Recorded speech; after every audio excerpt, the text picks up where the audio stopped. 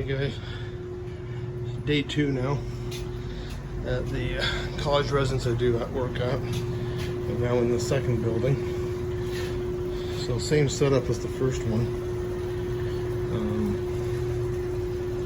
So I've done all the heat exchanger and refractory inspections.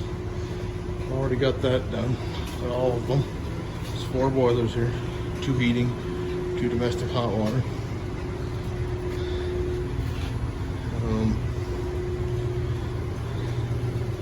So now I'm about to do a combustion analysis on the first one here. This is the first domestic hot water. Right now, we're not getting a call for hot water because there's nobody in here. They're going home for the Christmas break.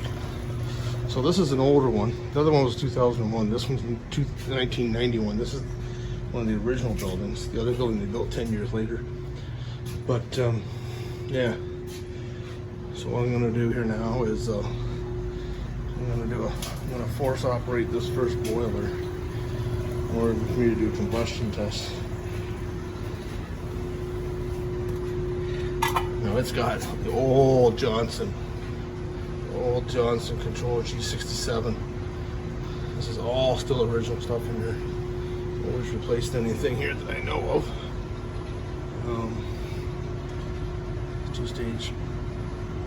Two-stage gas valve. It's not modulating, it's just 2-stage.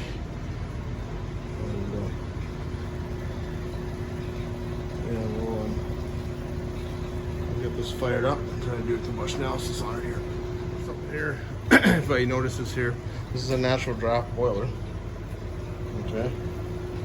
Somebody put a combustion access point in here, which is actually downstream of the draft regulator, which means you won't get an accurate reading because we're introducing down your air to it. So if you get a CO reading, it's going to be diluted, it's going to be lower than what it actually is. So what I do is I actually stick my probe right up inside, over top of this vestibule, and into the heat exchanger, so I pick up the actual combustion coming off the burner. This is actually wrong. Whoever did this wasn't doing the analysis correctly. I'm not sure if I did every one of them like that. Okay, nothing drilled on this one. I'm looking at the other one here. Yep, somebody drilled this one. And they did this one as well. Well, actually, that is incorrect. So their analysis would have been accurate, would not have shown what the true combustion was coming out of this burner. So I'm not sure who did this before, but I won't be using that access. I noticed right here, you'll see there's a hot spot right here. This is just behind the combustion chamber. So I checked it to make sure that we didn't have a breach of the refractory. This must have been from previous time. Somebody's changed the refractory at some point. This would indicate that there's a refractory breach and the heat is actually reaching the casing of the boiler. So these are some of the things I look for when I'm doing inspections, especially on these old boilers, that you haven't got a breach in the refractory.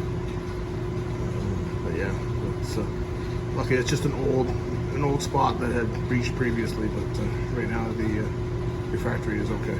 Okay guys, all done maintenance here on these boilers. Got a few issues we gotta look after. This one here needs a new pilot burner.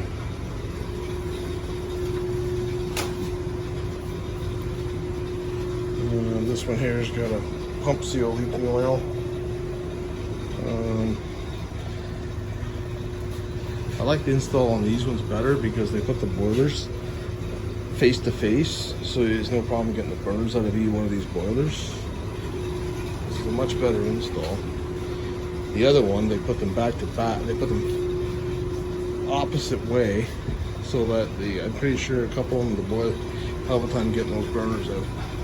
This was a much better install, having 2 boilers facing each other rather than putting them all the same direction as they did in the other building.